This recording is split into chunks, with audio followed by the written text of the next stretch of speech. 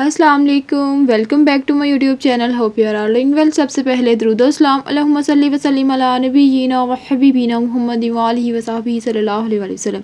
जैसे कि आप लोगों को पता है कि हमने प्रीवियस वीडियो में जो है वो लिटरेचर रिव्यू डिस्कस किया था ENG 5 के असाइनमेंट नंबर 2 सोल्यूशन में। तो आज की वीडियो में हम डिस्कस करेंगे कि आप लोगों ने रिसर्च मेथडोलॉजी किस तरह से लिखनी है, क्या क्या चीज़ें इंक्लूड होंगी, क्वालिटेटिव वालों ने किस तरह से लिखनी है और क्वांटिटेटिव वालों ने किस तरह से लिखनी है। तो चलिए हम जो है वो अपनी वीडियो की तरफ चलते हैं। वीडियो स्टार्ट करने से पहले मेरे चैनल को सब्सक्राइब करें, वीडियो को लाइक करें, शेयर करें ताकि इस तरह की मज़ीद इन्फॉर्मेटिव वीडियोस आप लोगों तक पहुंच सके। अच्छा, इस वीडियो को आप लोग जो है वो ग्रुप्स में शेयर भी कर दिया करें ताकि स्टूडेंट्स जो है जो बार बार मुझसे आकर पूछते हैं उन तक ये वीडियो वैसे ही पहुँच जाए। ठीक है, तो चलें जी हम अपनी वीडियो की तरफ चलते हैं।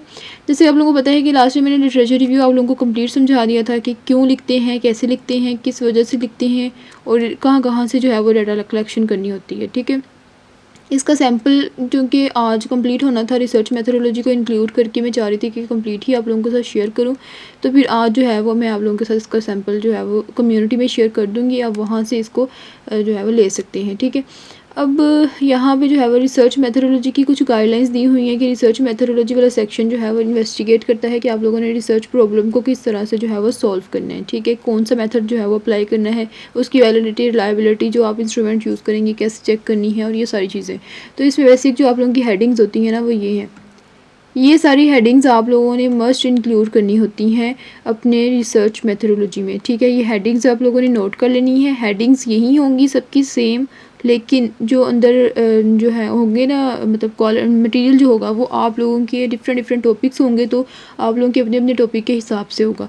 तो यहाँ पे मैंने आप लोगों के लिए जो है वो कुछ थोड़े से एक सैम्पल लिख के रखा हुआ है, तो हम इसको देख लेते हैं। जैसे हम प्रीवियस जो है वो formative assessment, role of formative assessment और स्टूडेंट्स इंग्लिश लैंग्वेज लर्निंग, इस टॉपिक पे जो है वो रिसर्च कर रहे थे। तो ये मैंने जस्ट एक सैम्पल तैयार किया है, मतलब ये नहीं, इसको अपनी कॉपी पेस्ट नहीं करना और ना बाद में ये ना कहना कि प्लेजरिज्म आया, AI आया, ये मेरी इसकी गारंटी नहीं है। ठीक है, ये जस्ट आप लोगों की आइडिया के लिए मैं दे रही हूँ आप लोगों को। अच्छा, इसमें जैसे मैंने आप लोगों को बताया था कि स्टार्ट में आप लोगों ने एक इंट्रोडक्टरी पैराग्राफ, फिर 1 बाय 1 जो है वो स्टडीज़ को समराइज़ करना स्टार्ट कर देना। ठीक है, ये देखिए जैसे ये किया हुआ है। तो 4-5 स्टडीज़ को समराइज़ करने के बाद फिर एंड पे जो है वो आप लोगों ने एक पैराग्राफ लिखना है कि प्रीवियस स्टडीज़ में ये चीज़ हुई है और हमने जो है वो ये चीज़ करनी है, मतलब एक नुक्स निकालना है और अपनी स्टडी से उसको फिल करना है। ठीक हो गया। इसके बाद ये देखिए नीचे जगह मौजूद थी ऊपर, मैंने यहाँ से रिसर्च मेथडोलॉजी स्टार्ट नहीं की, मैंने अगले पेज से स्टार्ट की। तो आप लोगों ने हमेशा न्यू चैप्टर जो है वो नेक्स्ट पेज से ही स्टार्ट करना है। रिसर्च मेथडोलॉजी की हेडिंग दी, फिर रिसर्च डिज़ाइन आ गया। रिसर्च डिज़ाइन में जो क्वान्टिटेटिव वाले हैं वो को लिखेंगे कि हम लोगों ने क्वान्टिटेटिव रिसर्च डिज़ाइन यूज़ किया है, किस लिए, टू इन्वेस्टिगेट, अपने टॉपिक के अबाउट लिख देना ना कि रोल ऑफ फलां चीज़ इस पे, इस चीज़ का रोल इस पे। ठीक है, और डिस्क्रिप्टिव सर्वे आप करेंगे और ये आप लोग अब डिसाइड कर लेना अपने टॉपिक के हिसाब से। कुछ के टॉपिक्स जो हैं वो लाइक यूनिवर्सिटी लेवल पे होंगे तो वो बच्चे यूनिवर्सिटी के स्टूडेंट्स को सिलेक्ट कर सकते हैं। कुछ के सेकेंडरी लेवल पे होंगे तो उनको कोई कॉलेज सेलेक्ट करना पड़ेगा, या कोई सेकेंडरी लेवल, मतलब कॉलेज ही होते हैं, स्कूल सेकेंडरी लेवल अगर कोई है तो वो, गवर्नमेंट हायर सेकेंडरी स्कूल्स भी होते हैं तो वो सिलेक्ट कर लेना अगर कोई आप लोगों के पास है तो। ठीक है, उसके बाद क्योंकि ये डाटा कलेक्शन आप लोगों ने करनी होती है ENG 5 to 6, मतलब जो आप लोगों का नेक्स्ट सेमेस्टर में ENG 5 to 6 प्रोजेक्ट आएगा ना, अभी जस्ट आप लोगों ने लिखना है। जैसे आप रेसिपी नहीं लिखते कि अच्छा हम ये डालेंगे, इसके अंदर ये डालेंगे, ये डालेंगे, और मतलब बनाना आप लोगों ने अगले सेमेस्टर में है, लेकिन आप लोगों ने उसके लिए इंग्रेडिएंट्स अभी से लिख के रखने हैं। ठीक है, ये समझ लें। तो ये सारी चीज़ें जो हैं वो आप लोगों ने भी लिखनी है। सर्वे यूज़ करेंगे। सर्वे क्यों यूज़ करेंगे? क्योंकि हमने जब क्वांटिटेटिव रिसर्च करनी होती है ना तो सर्वे बेस्ट होता है, क्योंकि इसमें आप लोगों के पास नंबर्स में डाटा आता है और वो ईजी होता है इंटरप्रेट करना भी, और उससे हम जो है वो बेटर रिजल्ट्स ले लेते हैं। ये आप लोगों ने रिसर्च डिज़ाइन में लिखना है। साथ साथ मैं क्वालिटेटिव वालों को भी बता देती हूँ। क्वालिटेटिव वालों ने क्या लिखना है कि आप लोगों ने लिखना है कि हम क्वालिटेटिव रिसर्च डिज़ाइन यूज़। अब जो क्वालिटेटिव वाले वो होते हैं जिनके सर्वे वाले जो होते हैं, मतलब जो एनालिसिस वाले टॉपिक्स हैं ना वो वाले होते हैं। जैसे कोई एडवर्टाइजमेंट का एनालिसिस होगा, किसी स्पीच का एनालिसिस हो गया, किसी ड्रामे का एनालिसिस होगा, इस तरह के जितने भी टॉपिक्स होते हैं उन्होंने कहना है कि हमने क्वालिटेटिव रिसर्च डिज़ाइन यूज़ करना है।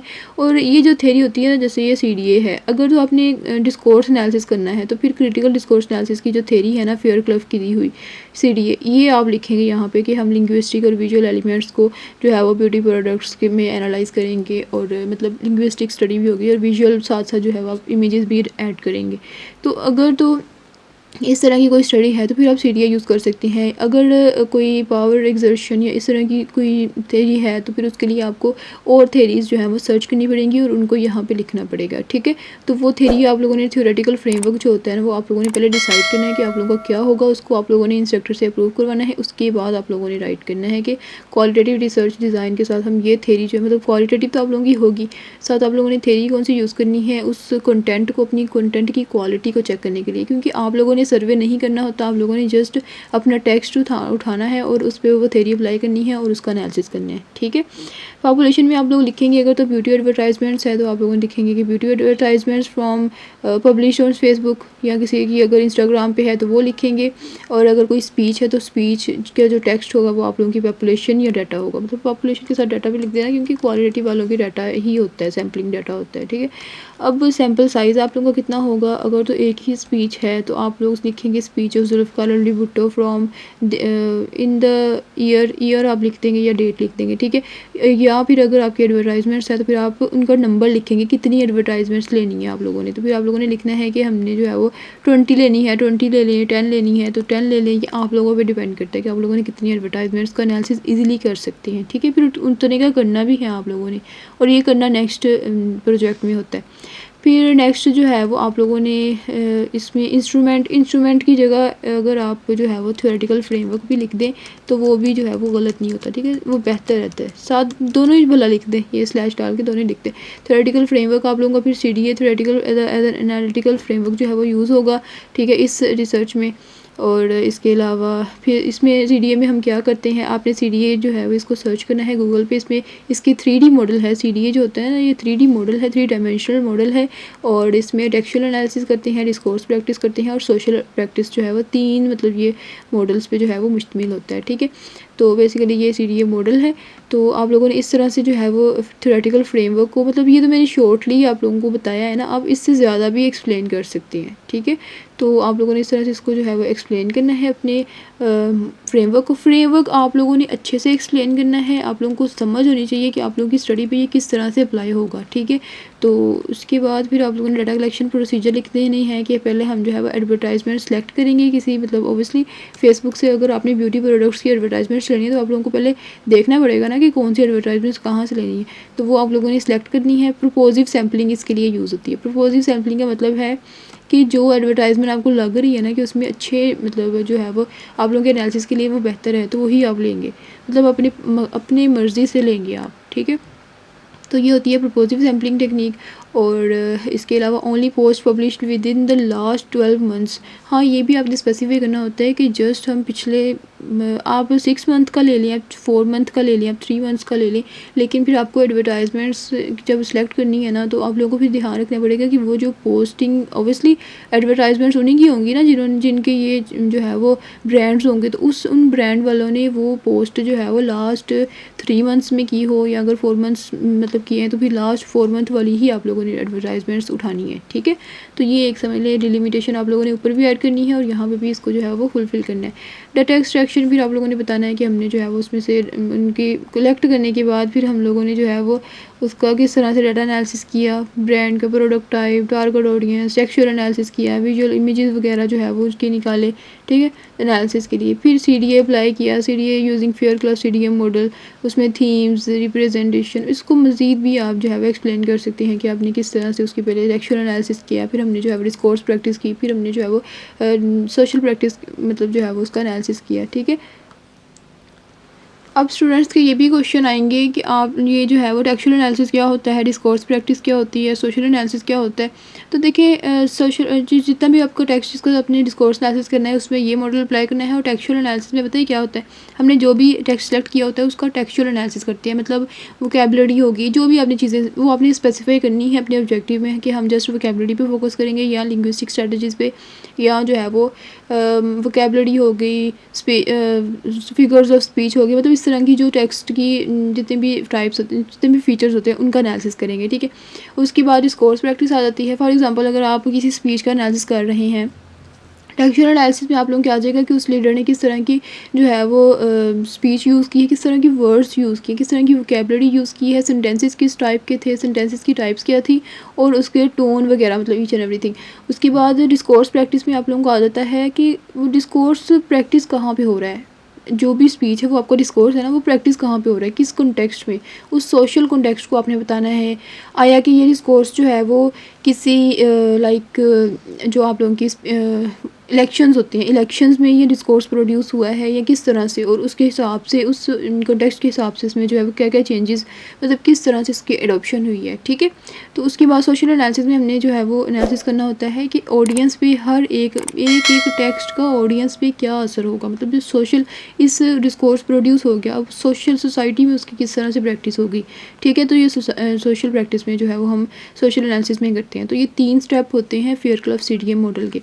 ये इस तरह की, इसके अलावा जो भी आप थ्योरी इसमें यूज़ करेंगे उसको आपने कम्प्लीटली बताना होता है, ठीक है। डाटा एनालिसिस में आपने जस्ट प्रोसीजर बताने हैं कि हम इस तरह से जो है वो ये चीज़ें जो है वो सिलेक्ट करेंगे, फिर उसको एनालिसिस करेंगे। अभी आप लोगों ने डाटा एनालिसिस नहीं करना, आप लोगों ने डाटा एनालिसिस करना होता है नेक्स्ट 5 to 6 में, ठीक है। अभी जस्ट आप लोगों ने, मैंने जैसे बताया ना कि इंग्रेडिएंट्स लिखने हैं कि आप लोगों ने ये चीज़ें करनी आप लोगों ने नेक्स्ट में है। अब वापस हम जो है वो अपनी क्वांटिटेटिव की तरफ आ जाते हैं। सबसे पहले रिसर्च डिज़ाइन आप लोगों ने लिख लिया, क्वांटिटेटिव लिखना है, फिर पॉपुलेशन की तरफ आ जाना है। पॉपुलेशन के लिए जैसे मैंने आप लोगों को ऑलरेडी बताया कि आप लोगों ने जो है वो सेलेक्ट करनी है कि कौन सी आप लोगों ने जो है वो पॉपुलेशन लेनी है, ठीक है। अपने टॉपिक के हिसाब से अपने इंस्ट्रक्टर से जो है वो कंसल्ट कर लें, या फिर आप मुझे इनबॉक्स कर सकते हैं, ग्रुप में भी मैसेज कर सकते हैं, लिंक आपको डिस्क्रिप्शन में मिल जाएगा इस वीडियो की, वहाँ पे आप मुझे टेक्स्ट कर दे सकते हैं कि हमारा ये टॉपिक है, इसके हिसाब से हमारी पॉपुलेशन कौन सी बेहतर रहेगी और सैम्पलिंग टेक्निक कौन सी बेहतर रहेगी, ठीक है। फिर मैं आप लोगों को बता दूँगी। और ये इसमें मैंने वर्चुअल यूनिवर्सिटी के स्टूडेंट्स लिए हैं क्योंकि ये डाइवर्स ग्रुप है, इसमें तो एक एक रीज़न भी बता देनी है। फिर सैम्पल साइज़ आ जाता है, सैम्पल साइज़ 50 स्टूडेंट्स लिए हैं, 100 लिए हैं, जितने आप इजीली कवर कर सकते हैं उतने आपने लेनी है। रैंडम सैम्पलिंग टेक्निक होती है कि आपने सिर्फ ये नहीं कि एक साइड पे बैठे जो है वो स्टूडेंट्स को ले लिया, नहीं, रैंडमली कोई कहीं से, कोई कहीं से, कोई कहीं से। तो वर्चुअल यूनिवर्सिटी में स्टूडेंट्स होते हैं इस तरह से, कोई किसी सिटी का होता है, कोई किसी सिटी का होता है, कोई किसी सिटी का होता है, एक सिटी के तो नहीं ना होते, तो इसलिए रैंडम सैम्पलिंग टेक्निक यूज़ की, ठीक हो गया। इंस्ट्रूमेंट में क्लोज एंडेड क्वेश्चनियर मैंने बारहा एक्सप्लेन किया है कि ऐसा क्वेश्चनियर, ऐसी स्टेटमेंट्स जिसमें जो सर्वे होता है ना, लाइक आप लोगों ने अक्सर फिल भी किए होंगे सर्वेज, जिसमें स्टूडेंट्स जो है वो just agree, disagree, likely, unlikely, yes, no, इस तरह से आंसर दे सके, वो होते हैं close ended questionnaire statements. Question नहीं होते, ये स्टेटमेंट्स होती हैं। 20 स्टेटमेंट्स हमने ली, ठीक है, और डिसएग्री, स्ट्रॉन्गली डिसएग्री वाला जो है वो ये हम लेंगे, और इसको जो है वो हमने एनालिसिस के लिए, ठीक है। डाटा एनालिसिस प्रोसीजर में पहले ऑनलाइन सर्वे क्रिएट करना है, मतलब पहले हमने क्वेश्चनियर बनाया। डाटा एनालिसिस प्रोसीजर में हमने A to Z बताना है कि सबसे पहले हमने क्वेश्चनियर बनाया, क्वेश्चनियर बनाने के बाद उसे इंस्ट्रक्टर से अप्रूव करवाया, फिर उसके बाद हमने जो है वो उसको गूगल सर्वे फॉर्म में पुट किया, ठीक है, पुट करना है, और उसके बाद उसकी जो है वो फिर वैलिडिटी, रिलायबिलिटी चेक करने के बाद गूगल सर्वे फॉर्म में पुट किया, और फिर रिस्पॉन्सेज जो है वो कलेक्ट किए, ठीक है। इन्फॉर्म कंसेंट का मतलब होता है कि स्टूडेंट्स को पहले अच्छे से गाइड करना है कि ये भाई इस मकसद के लिए हमने सर्वे करना है, और आप लोगों का जो डाटा है ना वो आप लोगों का हमारे पास जो है वो सेव रहेगा, पर्सनल डाटा हमारा, हम आप लोगों का नहीं लेंगे, और आप लोगों की अपनी मर्ज़ी है, आप लोग इसे फिल करना चाहते हैं करें, नहीं करना चाहते तो कोई ज़बरदस्ती नहीं, मतलब उनको फुली जो है वो एक समय लेके उन्हें ट्रस्ट में लेना, ठीक है। वैलिडिटी, रिलायबिलिटी नेक्स्ट आ जाती है आपकी। अब वैलिडिटी और रिलायबिलिटी चेक करने के बहुत सारे तरीके होते हैं। एक तो ये कि आप ऑलरेडी वैलिड और रिलायबल क्वेश्चनियर भी यूज़ कर सकते हैं, ठीक है। तो वो इस तरह से होता है कि प्रीवियस, जैसे मैंने आप लोगों को बताया कि लिटरेचर रिव्यू लिखते हुए अगर आप लोगों के सामने कोई इस तरह का आर्टिकल आया है जिसमें जो है वो क्वेश्चनियर आप लोगों को नज़र आए, तो आप लोग उनके क्वेश्चनियर को थोड़ा थोड़ा चेंज करके, मतलब अपनी स्टडी के अकॉर्डिंग वो यूज़ कर सकते हैं। वो ऑलरेडी रिलायबल और वैलिड होते हैं, आप लोगों को उनकी वैलिडिटी चेक करनी नहीं पड़ती, ठीक है। दूसरी सिचुएशन ये होती है कि आप लोग खुद क्वेश्चनियर बनाएं और उसको, उसके कंस्ट्रक्ट को अपने इंस्ट्रक्टर को सेंड करके उससे उनसे जो है वो अप्रूव करवाएं, ताकि उसकी वैलिडिटी चेक हो जाए। रिलायबिलिटी के लिए आप पायलट स्टडी करते हैं। पायलट स्टडी बेसिकली होती है एक टेस्टिंग स्टडी। इसमें हम अपनी टारगेट पॉपुलेशन जो कि हमने 50 स्टूडेंट्स सेलेक्ट किए हैं उन तक अपने क्वेश्चनियर पहले उनको शेयर करने के बजाय हम 10 स्टूडेंट्स को सिलेक्ट करते हैं, एक स्मॉल ग्रुप अपना जो है वो सिलेक्ट करते हैं जो ज़रा जो है वो एक्सपर्ट होता है, ठीक है। उनको हम अपना क्वेश्चनियर सेंड करते हैं और उनसे फिलअप करवाते हैं और उनको दिखाते हैं, अगर उनसे फिलअप करते हुए बैक एंड पे अपना जो है वो आके रिजल्ट चेक करते हैं। अगर तो हमारे रिजल्ट सही आ रहे हैं और हमारे जो है वो क्वेश्चन या जो हमारा ऑब्जेक्टिव है, जो रिसर्च क्वेश्चन है, उसके अकॉर्डिंग ही आ रही है, तो समझ लीजिए कि आप लोगों के जो क्वेश्चनियर है वो वैलिड है, रिलायबल है, ठीक है, वो रिलायबल है स्टडी के लिए। लेकिन अगर उसमें कोई चेंजेस हैं, मतलब कुछ उसमें जो है वो इश्यूज़ आ रही हैं, तो फिर हम पहले अपने जो क्वेश्चनियर है उसमें जो चेंजेस वो रिकमेंड करते हैं ये स्टूडेंट्स, या फिर हमें खुद जो है वो चेंजेस नज़र आती हैं तो हम पहले वो चेंजेस करते हैं। उसके बाद चेंजेस करने के बाद हम अपने क्वेश्चनियर को रिलायबल बनाते हैं और फिर जो है वो अपनी टारगेट पॉपुलेशन को सेंड करते हैं, सॉरी, ठीक है। तो इट मीन्स कि आप लोगों की ये एक टेस्टिंग स्टडी होती है, इसमें कि हमने पहले अपने जो है वो स्टूडेंट्स को, मतलब कुछ 10 स्टूडेंट्स पे चेक किया, उसके बाद हमने जो है वो अपनी टारगेट पॉपुलेशन को सेंड कर दिया, ठीक है। इस तरह से फिर ये होता है कि ऐसी मिस्टेक्स जो सारे के सारे स्टूडेंट्स को हम पहले सेंड कर दें, उसके बाद इतनी ज़्यादा हमारी जो है वो मिस्टेक्स निकल आएँ, तो इससे अच्छा है ना कि हम पहले ही उसको चेक कर लें और जो चेंजेस हैं वो पहले ही कर लें, ताकि जो हमारा रिस्पॉन्सेज है ना, जो हमारी टारगेट पॉपुलेशन है उसके रिस्पॉन्सेज हमारे पास बिल्कुल ठीक है, ठीक हो गया। तो ये बेसिकली होती है हमारी पायलट स्टडी। इसके अलावा रिलायबिलिटी चेक करने की और भी बहुत सारे तरीके हैं, वो आप लोगों ने ENG 520 में भी पढ़े हुए हैं, ठीक है। एक इसका होता है कि SPSS, अगर आप SPSS यूज़ कर रहे हैं, SPSS सॉफ्टवेयर होता है जिसके अंदर हम जो है वो डाटा एनालिसिस करते हैं, तो अगर वो यूज़ करेंगे तो फिर आपने कहना है कि हमने रिलायबिलिटी जो है वो क्रोनबेच अल्फ़ा से जो है वो चेक की। क्रोनबेच अल्फ़ा में आप लोगों की वैल्यू आती है, लाइक जब आप जो है वो SPSS में अपनी जितनी भी स्टेटमेंट्स होती हैं उनको रिस्पॉन्सेस समेत उसमें पुट करते हैं और उसके बाद उसकी रिलायबिलिटी चेक करते हैं, इंटरनल कंसिस्टेंसी चेक करते हैं, तो क्रोनबेच अल्फ़ा जो है इसकी वैल्यू आती है। इसकी वैल्यू अगर आप लोगों के पास जो है वो 0.7 जो है वो अगर इतनी आई है, तो समझ लें कि आप लोगों की जो 0.7 से जो है वो लेके 0.9 तक, ठीक है, 0.9 अगर इतनी आप लोगों की आई है तो समझ लें कि आप लोगों की जो क्वेश्चनियर है वो वैलिड है, ठीक है। और अगर इतनी नहीं आई, अगर आपकी नेगेटिव में आती है या इससे कम आती है, 0.6 आ जाती है, तो अभी कुछ हद तक ठीक होती है। लेकिन अगर 0.4 या जो है वो नेगेटिव में आती है तो फिर आप लोगों की क्वेश्चनियर वैलिड नहीं होते, ठीक है। तो ये बेसिकली जो है वो आप लोगों की क्रोनबेच अल्फ़ा जो है वो यूज़ होता है इंटरनल कंसिस्टेंसी के लिए। प्रेफर तो यही करते हैं कि आप पायलट स्टडी करें और इंस्ट्रक्टर से रिव्यू करवा लें, ये बेहतर है बैचलर लेवल स्टूडेंट्स के लिए, ठीक हो गया। उसके बाद डाटा एनालिसिस में आप लोगों ने लिखना है कि हम जो है वो अब आप लोगों की मर्ज़ी है, आप लोगों ने एक्सेल को यूज़ करना है, एक्सेल को यूज़ कर लें। फिर आप लोगों ने कहना है कि हमने जो भी कलेक्टेड डाटा था उसको एक्सेल में पुट किया और उसके बाद उसको टेबल्स में या ग्राफ्स में प्रेजेंट किया, साथ साथ उसकी डिस्क्रिप्शन भी दे दी, ये भी वेल है। अगर ये नहीं करना चाहते तो फिर आप लोगों ने जो है वो SPSS को बता देना है। SPSS में मीन्स, स्टैंडर्ड डेविएशन, कोरिलेशन, जो जो चीज़ें फिर आप लोग करेंगे वो सारी चीज़ें इसमें पुट करनी है, ठीक है। तो ये डिपेंड आप पे करता है आप कौन सा मेथड यूज़ करते हैं, आपके इंस्ट्रक्टर कौन सा मेथड यूज़ करवाते हैं। बाकी ये थी आप लोगों की सारी रिसर्च मेथडोलॉजी, बस इतनी ही हेडिंग्स आप लोगों ने लिखनी है और यही चीज़ें आप लोगों ने ऐड करनी है, ठीक हो गया। उसके बाद जी आप लोगों के रेफरेंसेस आ जाते हैं। रेफरेंसेस मैंने लास्ट टाइम बताया था कि आप लोगों ने इसको फॉर्मेट किस तरह से करना है और साइटेशन किस तरह से लेनी है, वहीं से आप लोगों ने सेम अपने जो है वो गूगल स्कॉलर से जो है वो आप लोगों ने साइटेशंस लेके यहाँ पे पुट कर लेनी है, ठीक है। तो लिटरेचर रिव्यू वाली वीडियो का लिंक मैं यहाँ पे डिस्क्रिप्शन में लगा दूँगी, अगर आप लोगों ने वो अगेन देखनी है तो वो अगेन देख के वहाँ से रेफरेंसेस कैसे लेने हैं वो आप लोगों ने वहाँ से देख लेने हैं और उसके बाद जो है वो रेफरेंसेस लेके यहाँ पे पुट कर देने हैं, ठीक है। हाँ, दूसरी चीज़ ये कि स्टूडेंट्स की क्वेश्चन आ रहे थे कि रेफरेंसेस में प्लेजरिज्म इस तरह से आएगा, तो रेफरेंसेस में बच्चे प्लेजरिज्म आता ही आता है, रेफरेंसेस में प्लेजरिज्म आप रिमूव नहीं कर पाते, ठीक है। और दूसरी चीज़ ये कि अगर इसमें ये एक जेन्युइन बात है कि आप लोगों ने किसी बंदे की जो वर्क है उसको रेफरेंसेस को अगर आप चेंज करके लिखेंगे तो ये तो सारी जो है वो चीटिंग हो गई ना। आपने किसी बंदे का वर्क जो है वो अंदर ऐड किया है तो उसका रेफरेंस तो देना ही देना है ना आपने। तो रेफरेंसेस का जो प्लेजरिज्म होता है ये इंस्ट्रक्टर एक्सक्लूड करके चेक करते हैं। टर्निटिन में ऑप्शन होता है एक्सक्लूड रेफरेंसेस, तो जब प्लेजरिज्म चेक करते हैं इंस्ट्रक्टर तो एक्सक्लूड रेफरेंसेस वाला जो है वो उसको मतलब सिलेक्ट करते हैं और उसके बाद बाकी असाइनमेंट चेक हो जाती है, रेफरेंसेस का प्लेजरिज्म चेक नहीं होता। तो इसलिए इसके बारे में आप लोगों को परेशान होने की ज़रूरत नहीं है। इसके अलावा कुछ स्टूडेंट्स के क्वेश्चन थे कि हमें सेकेंड असाइनमेंट के लिए न्यू टॉपिक मिलेगा, तो नहीं मुझे आपको वही टॉपिक पे जो है वो रिसर्च करनी पड़ेगी जो आप लोगों ने पहले सेलेक्ट किया हुआ है, ठीक है। मतलब रिसर्च आप थीसिस लिख रहे हैं ना तो टॉपिक एक ही होता है। जैसे आप लोग प्रीवियस आप लोगों ने डाटा एनालिसिस थोड़ी किया था, प्रीवियस जैसे इंट्रोडक्शन लिखा था, अब लिटरेचर रिव्यू लिखेंगे, नेक्स्ट फिर इसी टॉपिक पे आप लोग अभी रिसर्च मेथडोलॉजी भी लिख देंगे, ठीक है। अब उसके बाद फिर आप लोगों का वाइवा होगा, उसके बाद एक फ़ाइनल ड्राफ्ट आप लोगों का आएगा। ये आप लोगों का 525 जो है ENG 5 to 5 प्रोजेक्ट कंप्लीट हो जाएगा। उसके बाद जब आप लोगों का नेक्स्ट सेमेस्टर स्टार्ट होगा तो ENG 5 to 6 जो आएगा उसकी जो फर्स्ट असाइनमेंट है तो उसमें आप लोगों ने यही चीज़ें ऐड करनी है जो आपने इसमें लिखी हैं, ठीक है। यही टॉपिक होगा आपका। बस उसमें आप लोगों ने करना ये होगा कि आप लोगों ने एक क्वेश्चनियर बनाना है, मतलब अगला प्रोसीजर आप लोगों ने जो है वो लेके चलना है। क्वेश्चनियर बनाएंगे और उससे आगे जो है वो आप लोग मतलब उसका सर्वे करेंगे, उसके बाद उसके रिजल्ट्स निकालेंगे, फिर कंक्लूजन निकालेंगे। तो मतलब कि अपना यही थीसिस जो है वो आप उसमें कंप्लीट करेंगे, ठीक हो गया। तो इसी टॉपिक के साथ आप आगे भी जाएंगे, तो इसलिए टॉपिक बार बार आप लोगों को चेंज नहीं होता। तो ऑब्वियसली न्यू है, आप लोगों को इस तरह की कन्फ्यूजन तो हो ही जाती है। तो चलिए, मैंने आप लोगों को आई होप कि आप लोगों की सारी कन्फ्यूजन जो है वो क्लियर हो गई होगी। अब आप लोगों को कोई जो है वो इसमें कन्फ्यूजन नहीं होगी। तो ये मैं आप लोगों के साथ सैम्पल शेयर कर देती हूँ। अगर मज़ीद कोई क्यूरी है तो कमेंट बॉक्स में पोस्ट करें, मैं ट्राई करूँगी कि आप लोगों को जल्द से जल्द इसका जो है वो रिप्लाई करूँ, ताकि क्योंकि अभी 10 जनवरी तक इसकी लास्ट डेट है, काफ़ी टाइम है, आप ईज़िली जो है वो इसको कवर कर सकते हैं।